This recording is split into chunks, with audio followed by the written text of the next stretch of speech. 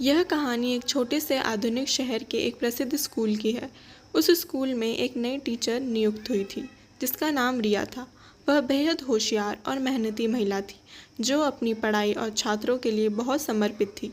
रिया के शहर के सबसे पुराने और बड़े स्कूल में काम करने का मौका मिला था, लेकिन यह स्कूल कुछ अजीब था।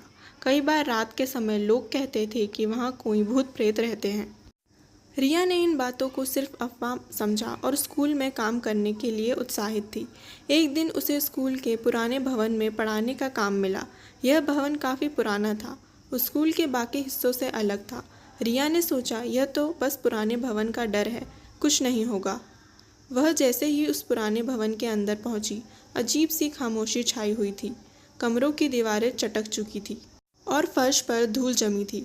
रिया ने ध्यान नहीं दिया और क्लास शुरू की, पर जैसे जैसे वह पढ़ाती उसने महसूस किया कि उसकी नज़रों को कोई घूर रहा है। उसका दिल तेज़ी से धड़कने लगा। उसने पीछे मुड़कर देखा, लेकिन कोई नहीं था। उसने फिर पढ़ाना चालू किया। तभी उसे एक अजीब सी आवाज़ सुनाई दी, तुम फंस चुकी हो। रिया डर के मारे काँपने लगी, लेकिन उसने अपने डर को दबा दिया और सोचा यह सिर्फ उसकी कल्पना है। लेकिन अगले कुछ दिनों में यह आवाज़ लगातार सुनाई देती रही। रिया ने यह बात अपने सहकर्मियों से कही, लेकिन उन्होंने इसे नज़रअंदाज कर दिया। उन्होंने बताया कि कई साल पहले इस स्कूल में एक महिला शिक्षक की मृत्यु हो गई थी।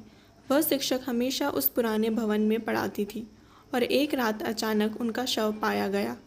कहा जाता है कि उनकी आत्मा अब भी वहाँ भटकती है। एक रात रिया ने ठान लिया कि वह इस रहस्य को सुलझाएगी। वह स्कूल में अकेली थी और रात के समय पुराने भवन में गई। जैसे ही उसने दरवाज़ा खोला, एक सर्द हवा का झोंका आया और अचानक लाइट्स बंद हो गई। रिया डरते हुए अंधेरे में आगे बढ़ी। अचानक एक ठंडी हवा ने उसके गर्दन को छुआ और एक हल्की आवाज़ सुनाई दी, तुम अब नहीं बचोगी।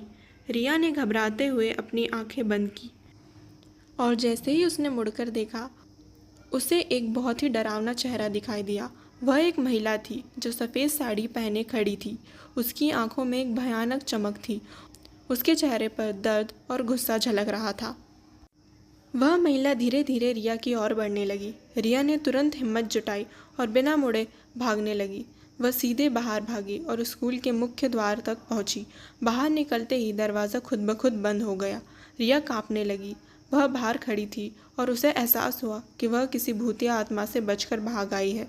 अगले दिन रिया ने अपनी रिपोर्ट प्रिंसिपल को दी और स्कूल प्रशासन ने उस पुराने भवन को बंद कर दिया। हालांकि कई लोग कहते हैं कि अब भी रात के समय उस स्कूल में उस महिला शिक्षिका की आत्मा को देखा जाता है, लेकिन कोई भी अब उस भवन के पास नहीं जाता।